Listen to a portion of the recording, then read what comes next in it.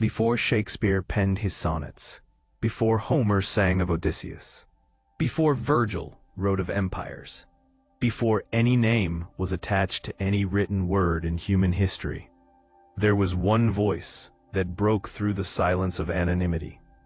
Her name was ENHEDUANNA, and 4,300 years ago, in the ancient land of Sumer, she became the first person in all of human civilization whose name we know as an author.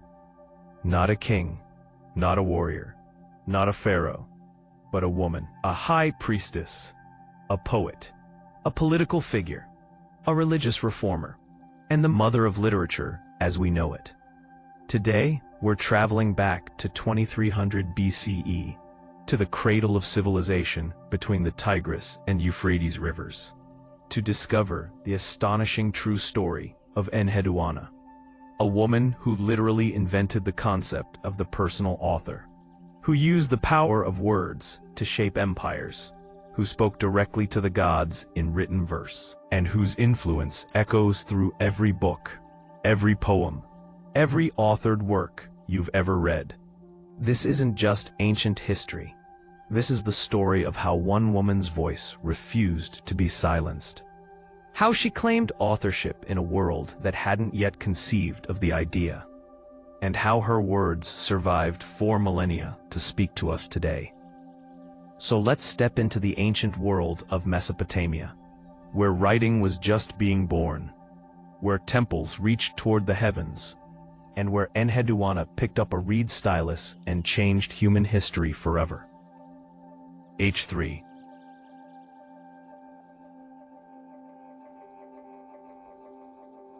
Before we begin, take a moment to like this video if you enjoy uncovering forgotten stories from ancient history. Subscribe for more true stories from the distant past, and as you watch, comment where you're watching from and share your thoughts on this remarkable woman from ancient Sumer.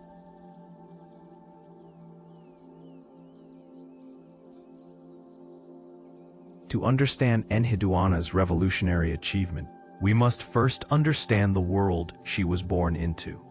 Around 3200 BCE in the fertile land of Sumer, modern-day southern Iraq, something extraordinary happened. Humans invented writing, not for poetry or stories at first, but for something far more mundane, accounting. Temple administrators needed to track grain supplies, livestock, and trade. So they pressed reeds into soft clay tablets, creating wedge-shaped marks we now call cuneiform, from the Latin word cuneus, meaning wedge. For centuries, writing remained purely functional. Receipts, inventories, tax records, lists of workers and rations. The earliest texts weren't literature. They were bureaucracy. But then, around 2300 BCE, during the Akkadian Empire under King Sargon the Great, something shifted. Writing began to capture something more. Myths, hymns, royal propaganda, and religious texts, yet all of it remained anonymous. No one signed their work. Authorship didn't exist as a concept. Texts belonged to the gods, the temples, the kings, never to individual human creators. The idea that a single person could claim ownership of words, could say, "I wrote this," was simply unthinkable. Until ENHEDUANNA.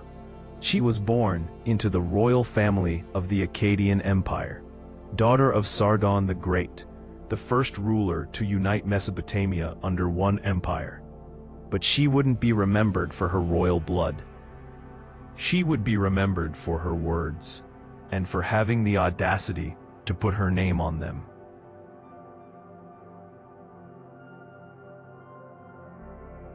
Sargon the Great was a brilliant military strategist, but he was also a master politician.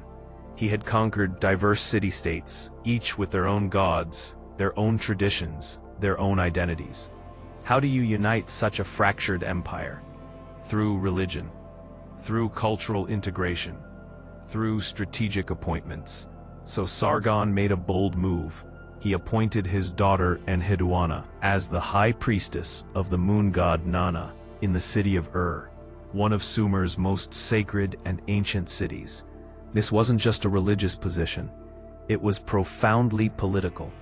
By placing his daughter in this role, Sargon was weaving together Akkadian and Sumerian culture, honoring the old Sumerian gods while consolidating his new Akkadian power. ENHEDUANNA was probably in her teens or early 20s when she took this position, and she would hold it for over 40 years. As High Priestess, she lived in the Gipar, the sacred residence within the temple complex. She oversaw elaborate rituals, managed temple estates, supervised priests and priestesses, and served as the earthly representative of the goddess Inanna, the most powerful female deity in the Mesopotamian pantheon. But ENHEDUANNA wasn't content to simply perform ceremonies and manage temple business. She was deeply spiritual, intellectually brilliant, and politically astute. And she understood something profound: that words had power, that hymns could shape belief, that poetry could move hearts, that literature could unify a fractured empire under the worship of shared gods. So she began to write.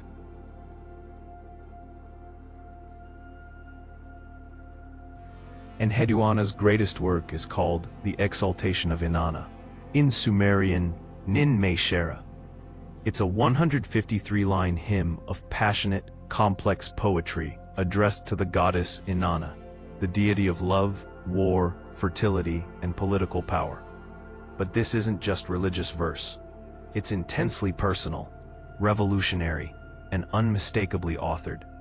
The poem begins with ENHEDUANNA establishing her identity. I, ENHEDUANNA, High Priestess of the moon god, wife of Nanna, mistress of all his powers, have built this for you, O Inanna. She names herself, she claims authorship, she declares her work as her own creation. This had never been done before in recorded history. But the poem is far more than a signature. It tells a story, ENHEDUANNA'S own story. In the middle section, she describes a political crisis.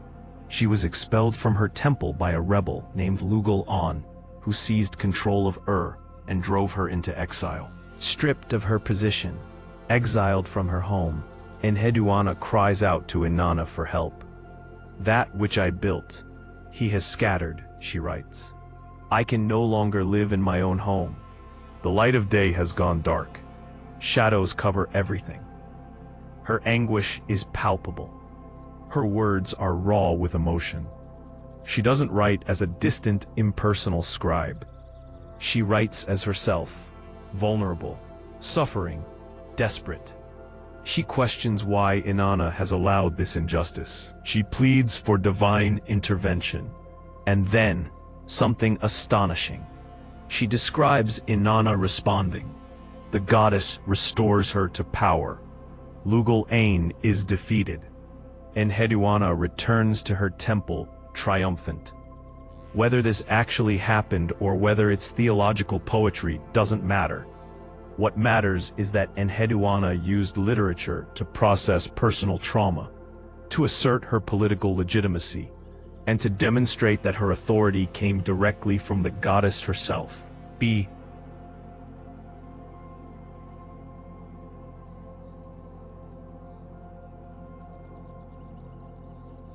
What makes ENHEDUANNA'S work so revolutionary isn't just that she signed it, it's how she wrote. She invented the personal voice in literature. Before her, religious texts were formal, distant, institutional. They spoke of gods in the third person. They recited myths without emotional involvement. They maintained ritual distance. ENHEDUANNA shattered that distance. She wrote in the first person, I, ENHEDUANNA. She expressed her feelings, fear, anger, grief, hope. She argued with the goddess. She negotiated with divine powers. She made herself a character in her own theological drama. This created an entirely new literary form, the personal devotional poem. It influenced all of Western literature that followed: the Psalms of David, the Confessions of Augustine, the mystic poetry of medieval saints, the metaphysical poets, all the way to modern memoir. ENHEDUANNA also synthesized Akkadian and Sumerian religious traditions, elevating Inanna to supreme status and creating a unified theological framework that helped bind the empire together. Her hymns weren't just beautiful, they were politically strategic. They used religious authority to legitimize Akkadian rule over Sumerian cities. They demonstrated that the old gods accepted the new order. They proved that a woman could speak with divine authority, and that her words carried weight equal to any king's decree. Her poetry was copied for 500 years after her death, used in temples across Mesopotamia, taught in scribal schools. Her influence was so profound that she became the model for all future Mesopotamian religious poetry. Beyond the Exaltation of Inanna, ENHEDUANNA composed a collection of 42 temple hymns, one for each major temple and deity across Sumer and Akkad. This was an extraordinary project, essentially creating a literary and religious map of the entire empire. Each hymn honored a specific god and their temple, describing their powers, their sacred spaces, their roles in the cosmic order. But again, this wasn't merely devotional. It was political theology. By writing hymns for both Sumerian and Akkadian gods, ENHEDUANNA created a unified religious framework that transcended ethnic and cultural divisions. She showed that all the gods belonged to one cosmic order, one spiritual universe, under which all the empire's people could live in harmony. Some scholars believe this collection was commissioned by her father Sargon or her nephew Naram-Sin as a tool of imperial consolidation. But whether commissioned or self-initiated, the execution was entirely hers. She chose the structure. She crafted the theology. She selected which aspects of each deity to emphasize. She wove them together into a coherent vision. Her hymns also revealed deep astronomical and mathematical knowledge. The Sumerians were expert astronomers, tracking planetary movements with remarkable precision. ENHEDUANNA'S poetry reflects this, with detailed references to celestial cycles, lunar phases, and stellar patterns. She understood that the gods moved through the heavens according to divine mathematics, and she built that understanding into her verse. This fusion of poetry, theology, astronomy, and politics demonstrates the sophisticated intellectual culture of ancient Mesopotamia, and ENHEDUANNA'S place at its very pinnacle. How do we know ENHEDUANNA actually existed? Because she left us proof. Physical, undeniable, beautiful proof. In the 1920s, British archaeologist Sir Leonard Woolley excavated the temple complex at Ur. There, among the ancient ruins, he discovered a remarkable artifact, a circular alabaster disc about 10 inches in diameter, carved with an elaborate ritual scene. The disc shows 4 figures. 3 are performing a ritual before an altar and a ziggurat. But one figure stands out, a woman at the front, clearly the central figure, wearing the distinctive headdress and robes of a high priestess.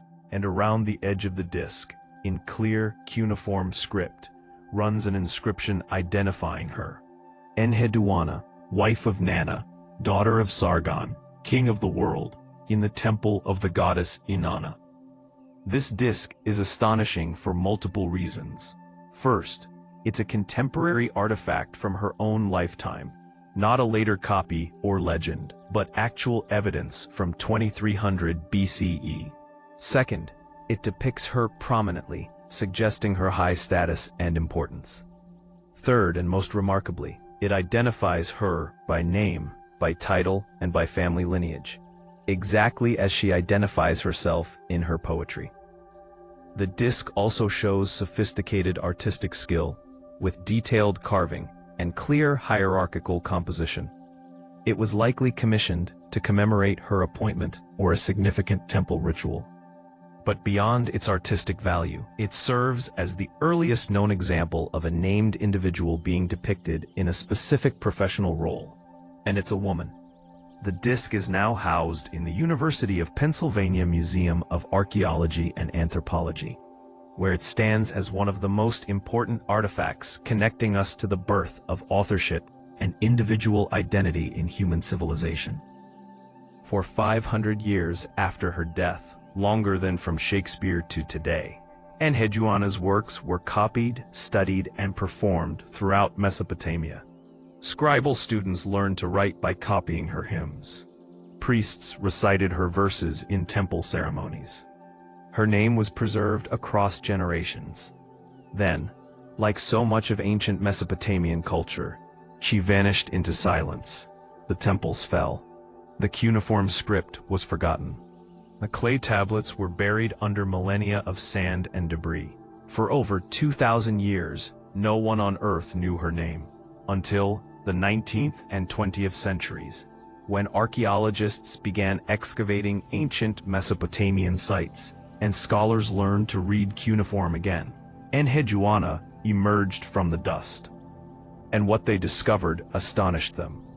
Here was not just an ancient poet, but the first named author in human history, and she was a woman. Her rediscovery challenged assumptions about ancient civilizations, about women's roles in antiquity, about the origins of literature itself. Suddenly, the story of human creativity had to be rewritten. The birth of authorship didn't begin with Greek philosophers or Roman poets. It began with a Sumerian high priestess in 2300 BCE. ENHEDUANNA'S influence echoes through all subsequent literature. Every time an author signs their name to a work, they're following in her footsteps. Every personal memoir, every confessional poem, every first-person narrative traces back to her innovation. She proved that individual human voices matter, that personal experience is worth recording, that one person's words can echo across millennia.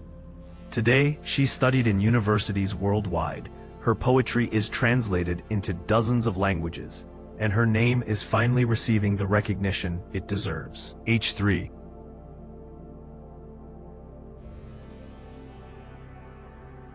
ENHEDUANNA'S story raises profound questions about women's roles in ancient civilizations.